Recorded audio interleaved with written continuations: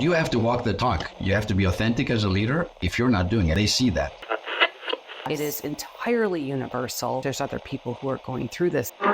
For me, a great leader needs to be able to marry three things: vision, systems, and people. Welcome to Leadership Moments. If this is your first time, and if you are returning, thank you for your support. This show is about leaders from all walks of life, leadership tips, and maybe even a little of what you wouldn't expect to help you in leadership. We would appreciate it if you tell someone else about our podcast as we strive to support all leaders that want to just be better. Let's get on with the show. Welcome to Leadership Moments podcast. I'm so excited to be with all of you today.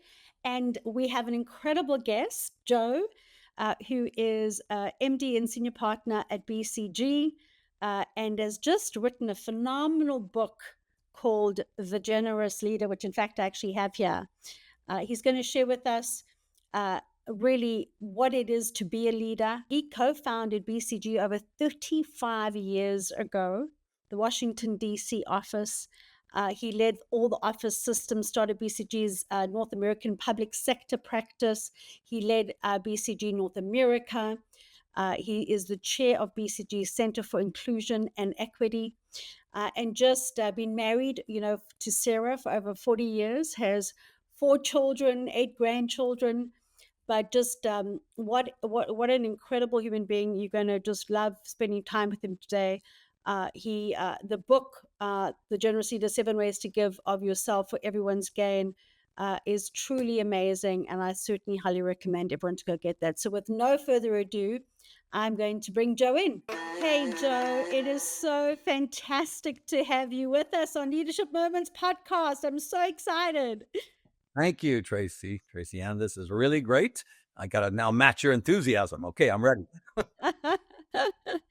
Awesome. Good. Okay, so I'm going to jump right in because I know the audience is you've got some incredible nuggets for our audience.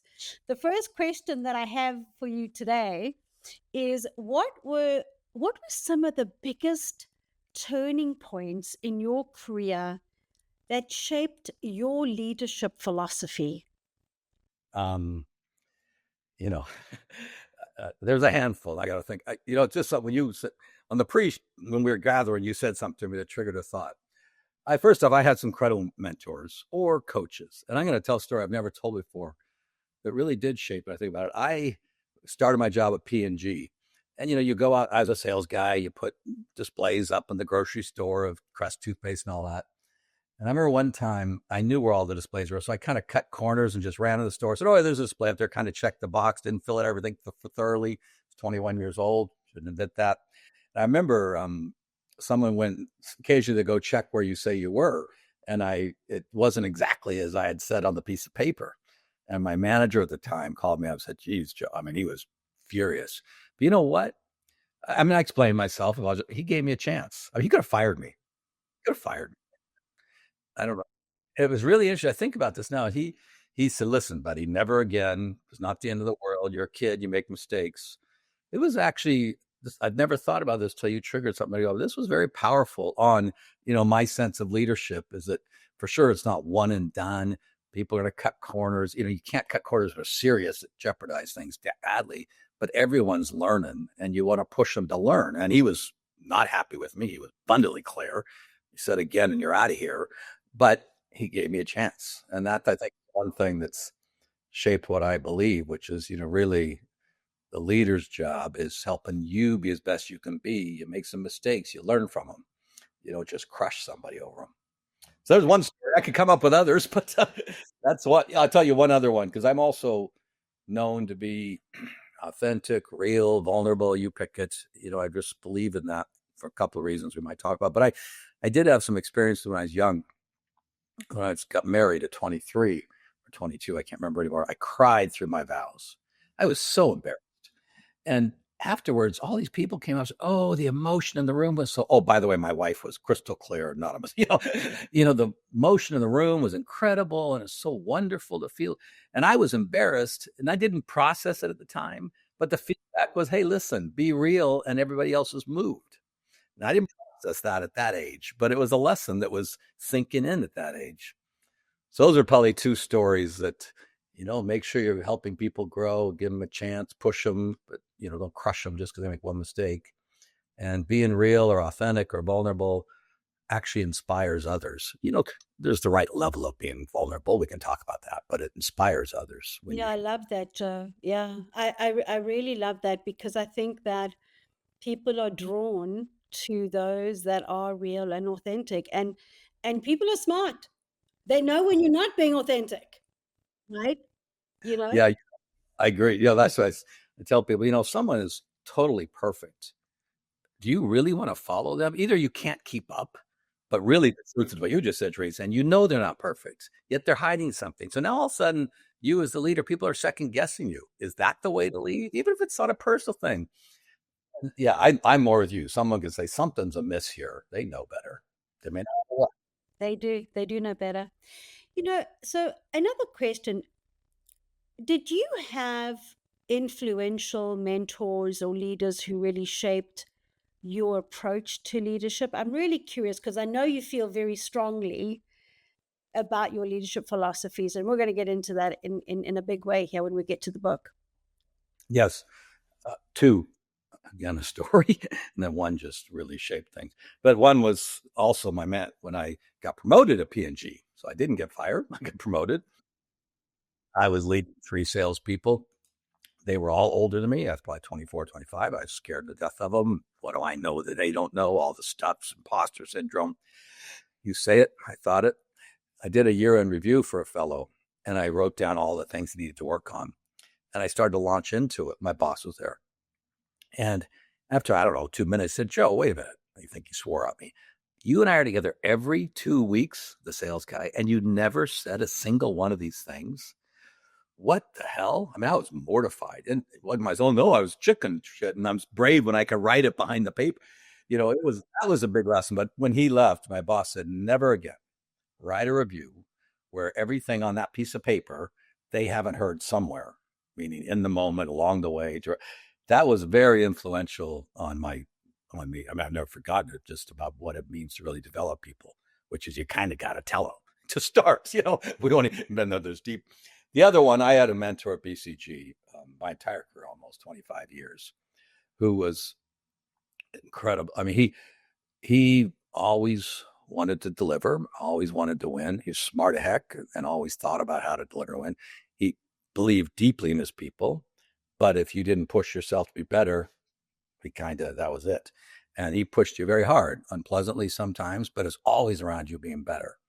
Then he gave you opportunities, And one time, let's start with him. He and I were moving to Washington, D.C. to open the office. I was, 4 years in, 5 years in. He was a partner. And we're flying together. And he said, Joe, I got to tell you something. I said, what? He said, well, I got an offer. I'd already moved my family. I got an offer to be the president of the company. And, my brain goes, oh, blank, and what the hell? And, just moved my 5-year-old, my 3-year-old, my wife. And he said, well, and, I said, oh, that's great. What else do you say to your friend? He said, well, no. I've decided, there's many puts and takes, but I've decided not to take it. I couldn't do that to you and Sarah. Now, isn't that amazing? We talked about that 25 years later. He said, well, Joe, there's other decisions. I know, Steve, but that's what you told me. He said, well, no, I meant it. And that meant a lot to me. I mean, if there's anything about having the people you're supporting, having their back and being there for them, that was a powerful moment. And even if you diminish it by, oh, he also was thinking this and that, I like that story where I feel like, wow, he thought about me, and I'm going to think about everybody I'm developing, about what is in their best interest. I mean, within limits. So those are true stories for you. Joe, I really appreciate that, because I believe that leadership is a really big responsibility. And, it's kind of like when you're a parent, that's a big responsibility. Well, being a leader is, the same sort of thing, because you have an impact on those people every single day, and how they show up at home, right, is an impact of what kind of day they've had, and they always say, leaders have direct impact on those individuals, their ability to grow, their imposter syndrome, all those other things that come with it. And so I really appreciate what you've said, because I think we all have mentors and people, and if we don't, we should, who can be honest with us, tell us what we're doing right or wrong. But what I really appreciate is that he pushed you. He pushed you. Yeah. Yeah. He pushed me. He pushed you. And as you said, you had that person in your life for 25 years. I know. And he pushed you, and he had a massive contribution. And the second thing you said is he cared. He genuinely cared. And you should. You don't deserve to be a leader if you don't care. Yeah, so I think often people, I talk about this generous leader thing, and we just talked about some of the traits there. And I tell people, what you have to do is care. If you don't care, they can see through in the authenticity, the pretend authenticity. You give them feedback that's harsh as hell. If they know you care, they'll take it. I screw up a little bit. Maybe they might be emotionally hurt for a little bit. But if they know you care, there's a lot of leeway to help people grow. And for you as a leader to make a mistake, or maybe to expose yourself a little bit and risk making a mistake. But that's the fundamental thing, is you've got to care about them. Yeah, that's right. Yeah. Care for them, So I want to bring this up for our audience. This is Joe's fabulous book, The Generous Leader, 7 Ways to Give of Yourself for Everyone's Gain. You've all heard Joe's credentials, his background, has had an amazing career, and, has now written a book about leadership, because it's something that he cares so passionately about. And so I want to talk a little bit about that, Joe. The first question I have, and I'm just curious, what's the biggest misconception about generosity in leadership that you would like to debunk? Yeah, I think if people hear that word, they think a lot of things. First off, this is not about being generous with pay, although be fair with pay and be generous if you can. That's a good thing. So, well, let's just put that. But the other debunk is, so you're just telling me to be nice and to be sweet and not to push anybody.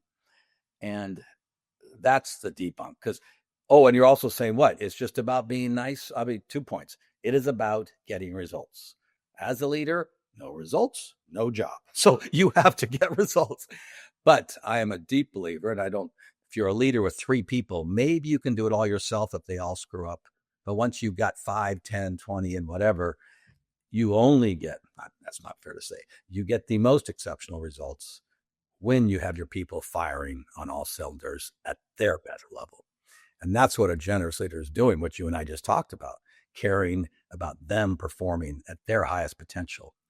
And if you do that without caring about yourself, you're quite a generous leader. The fact is, you will benefit. When the things are humming, they're all humming. It comes around to, wow, that leader's really good. His team's firing. They're happy. They're productive.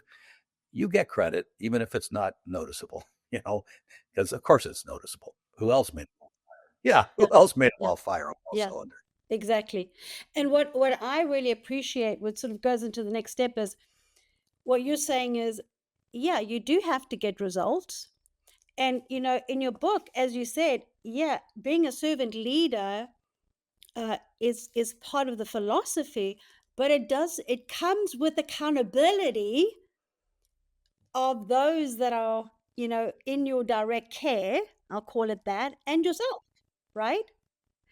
So, what's some of the core messages or lessons that you would like our audience today to really take away from the book, and certainly those that read your book as well? Yeah, well, a couple, I do, as we've already talked about, it's your role to help them fire on all cylinders. The organization will benefit, you'll benefit, etc. They will benefit. Some of the core things I think are critical to make that happen. I think you have to look for ways to connect with people where they are, which takes a little bit more cutting your part. You don't have to understand their entire lived experience. I love that word, but you don't have to learn it all, because that's like, holy moly, I got 40 people. But you at least got to know where they are and where they're coming from. Then very importantly, you have to be an exceptional leader. This is critical. Alex Skorsky, the previous CEO of J&J, I was in a thing with him, and he said, the role of the leader is not to have the best answer in the room, it's to get the best answer out of the room. I love that. It's a very simple little phrase, but so you got to be asking the right questions, listening, engaging everybody, and if you're not curious and don't really care what they're saying, they're going to notice.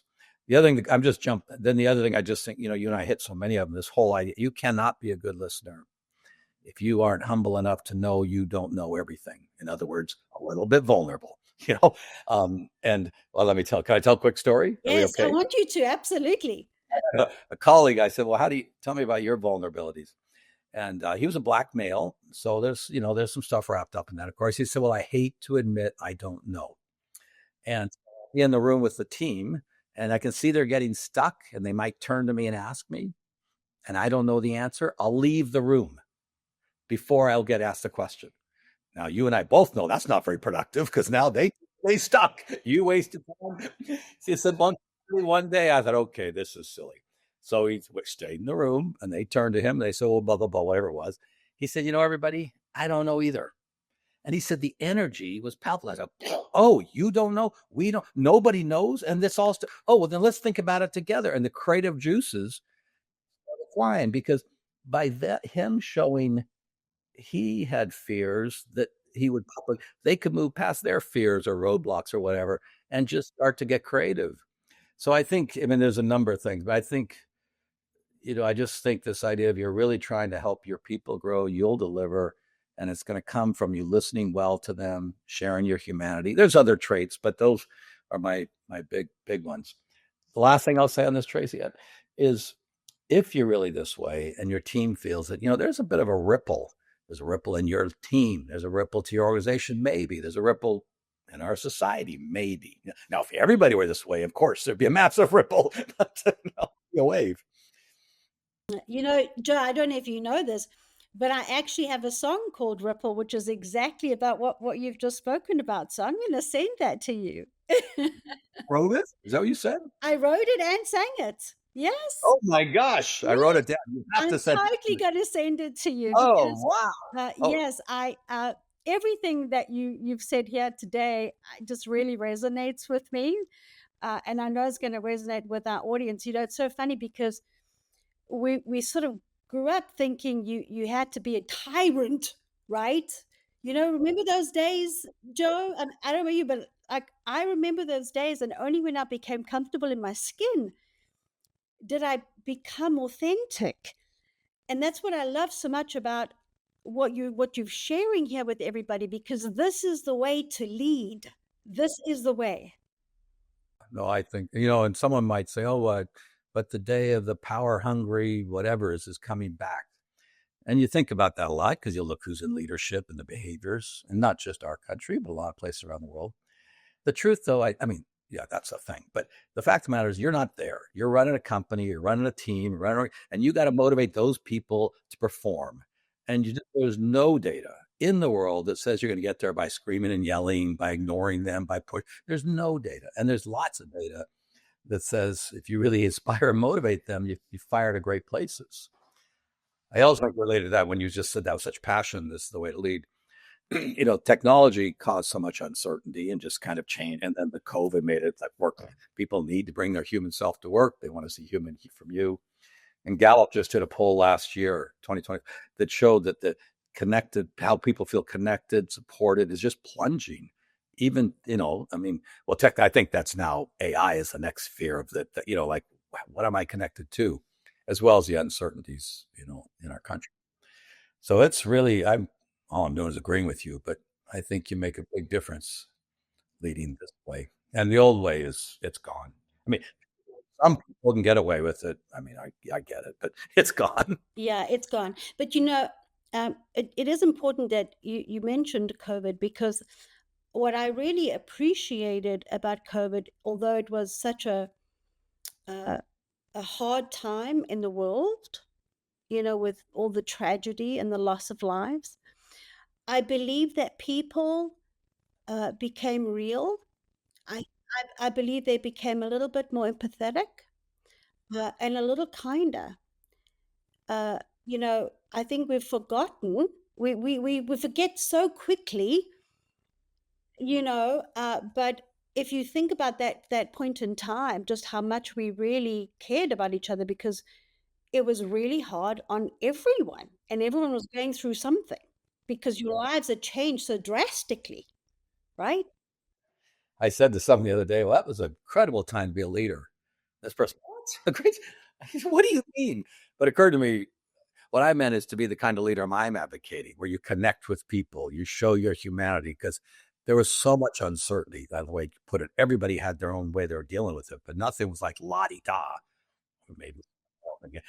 So what a great time to bring a leader where you bring your heart to your leadership. And they were looking for it. Absolutely. Yeah. Now, Joe, look, I mean, you've got so much wisdom to share. I would love to spend hours and hours and hours with you, just because I know that there's so many nuggets stored from all your experience, right? But I'd love you if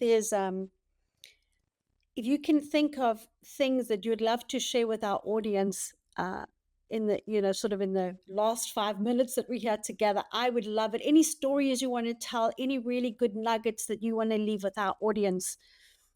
And I'm going to keep quiet so you can do that. Well, I do think, I guess two things. This whole idea of listening, it's really, listening to the other person. Where are they coming from? What do they know that I don't know? I'll tell kind of a negative story about that. I had a colleague who wasn't going to get promoted to partner at BCG. It's an upper out place. So I told him, you're leaving. He was smart as heck. He was analytical as heck. He was tall. So he had a big presence, and all that stuff. Sorry. And I said, you're not going to be promoted. He said, well, what do you mean? What's wrong? Blah, blah. I said, well, one thing. And he was smart. I said, you don't listen. Other people have different ideas, but you just think you know the answer. He said, well, that's not right. I listen all the time. I said, well, therein lies the problem, because you're not even asking me, what do you mean I don't listen? What are you thinking that I don't understand? So that's a negative story. So this whole concept of listening is so critical. The other thing I'll leave you with, much more positive one, in the book there, I talk about small acts, big impact, which, think of when the kindergartner teacher put the gold star on the top of your paper. Your paper could be good, it could be bad, but they just told you did a nice job and it felt good and inspired you. And we all know the email we got from our boss that says, hell of a job, and if they actually copied somebody else, you even felt better. And one time, Scott Kirby, CEO of United, told me a wonderful story. He said his wife was on the plane just post-COVID. The captain came out and said, oh, Mrs. Kirby, it's good to see you on my flight. And I just love your husband, as our CEO, of course. And she said, oh, well, why? It was a black female captain. So, well, after the George Floyd murder, Scott called every single captain of color just to check in and see how we're doing. No advice, no this or that. And you can say, well, maybe that's a little bit big of a job. He had to make a phone call, but didn't prepare. He just called to check in. And that meant she was now completely loyal to United, forever. I mean, maybe within reason. That's a small act that a leader can do. Now, there's plenty of them. And I think if you do nothing else, to your point about caring, just acknowledge people, congratulate them. If they tell you something on Friday about their weekend, ask how it went on Monday. You'll move a lot of people. So there's two thoughts. Listen and really listen. What is that person saying? I don't know. And, really don't forget the small acts mean a heck of a lot to your teammates. And quite frankly, to your children and to your wife and husband and everything else, your partner. But I love that, because it's all the small little things that have huge impact when you bring that all together. But I think something that you really, really touched on, the sort of bottom line is, you have to care. Yeah, we started there. We're ending there. You have to care, and not superficially. You've got to really think about those individuals, who they are, what do they need, how can you support them, how can you demonstrate interest in their life. Like, that's what I love about this conversation, Joe, is it gets back to being a good human being and taking the responsibility of leadership seriously. Right. I think that's the important sentence, because someone might say, oh, Emily could go too long, but it's hard to care. I don't have time to care. But actually what you just said, well, if you take the responsibility seriously, you'll find the time. You'll think about them while you're walking down the hall from one place to another. That's a useless 22 minutes. Think about what am I going to do for this person, or the people I'm about to meet in this meeting? Who are they all? Where are they coming from? What do I want to draw out of them? There's plenty of time to work on caring. That's right, exactly. Now I've got some questions for you. There's that sound. It's part of our impromptu. Would you rather have the ability to teleport anywhere instantly, or be able to speak every language fluently? I would rather speak every language fluently, because I actually love connecting with, understanding people. So you can send me everywhere, but if I can't talk to anybody, I guess I can look at the trees. I mean, that's a nice thing to do too. So I would rather speak all. That would be like incredible, just incredible. Yes, I totally agree. The next one, would you rather have the power to read minds or the ability to time travel? Well, I'd rather read minds. I mean, it'd be a very dangerous thing, and it'd be not a good thing. But man, talk about being able to connect with people. No. You really can connect with them. Now, I got to believe there'd be a lot of problems being able to read everyone's mind. The time travel, I can read a book. Now forward, but I don't know. Forward will come as it comes. I don't need to see it. No, totally. Do you prefer spending a weekend exploring a new city, or spending a weekend completely relaxing at home? You know my answer. Exploring a new city, especially if I can speak the language. I love exploring the scene. I mean, that just sounds so exciting to me. I used to, whenever I had a business trip with BCG, I mean, not when my kids were really little, as they got older, I'd always try to go on Saturday or Sunday beforehand. And I made a point of going to one museum, wherever it was in the world, or take a cutout for an hour and as long as the company's already sending you somewhere, go see something besides the inside conference room that looks the same everywhere in the world. Exactly. We've both done that travel. We know what that travel looks like, and it's not good. Hard. Say, I'm going to go see one floor, anyway, that's my advice. That's fantastic. And then I have one last one, just because for the heck of it. Would you rather have the ability to cook like a world-class chef, or have a personal chef who can make your meals? Well, you're going to think this one's arrogant. I'd rather have the personal chef that makes my meals. But mainly, I mean, I'd love that, to be honest with you. I just love it, especially if they clean the dishes too. But because I love to have dinner parties. I love to have like 8 people at a table for dinner. That's the same reason, everything we just said. You engage with them, you talk to them. So having someone else cook that, then you could do that. If I had to cook, then I wouldn't be able to sit there and chat. I mean, anyway, that would be. I have the same thing. I have the same thing, because I love to have parties and be social, and and quite frankly, I'd love to serve up wonderful meals, and I know they would cook better than I would. So that's the. You just said you're a world-class chef. You could cook well. It's fun. Both of us have a theme of people, and throughout all those answers, don't we? Yeah. Well, it tells you something, right? Joe, it was so fantastic to have you on the show today, and I really enjoyed speaking with you. And for all of those listening, please go out and get Joe's book. It is really an incredible read. I have just started, but I'll tell you, I'm engrossed. It is called The Generous Leader. Go get his book. And we'll also make sure that you have all his media links and everything when we get this session live. So you'll find it all in the chat. All right. Thanks, Joe. Thanks, Tracy Ann. This was awesome. If you enjoyed the show, please go to leadershipmomentspodcast.com to subscribe to the podcast, or on your favorite player, as well as follow us on Instagram and LinkedIn. You can also send us a message on what you like and don't like, or what guest you want us to have on the show. So until next time, this is Stacey Castor, and what doesn't challenge you won't change you. And I'm Tracy Ann Palmer. Be the change you wish to see in the world.